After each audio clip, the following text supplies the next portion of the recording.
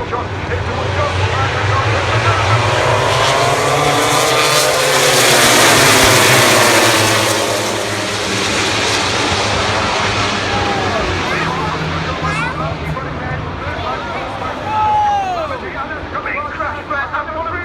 Three riders down across there, and Beckett's on this first lap, and four other riders have to take a massive action. And potentially, Michael, I suspect, of a safety car. They don't have safety car in, but it behind the yellow flags on the red flag. Three riders getting involved there toward the back, and when we look toward the back, we are going to hold reservation on that, and we're not going to call any riders on that one. We are going to see Vinales is your race leader. Maverick Vinales is the race leader on the run across toward the Vale, and cracking start there by Eugene Lavity. Rossi goes second, and Eugene Lavity goes second for Pull&Bear, and Rossi goes back into third place as they go in toward Club in there as well. There's Cal Crusher running in fourth place as they go through Club Corner for this the first time. It is a red flag situation. We anticipated the potential of some intervention and a red flag, ladies and gents, being shown on the first lap, and that whether you're running British Superbike regulations or you're running World Superbike regulations or running MotoGP, a red flag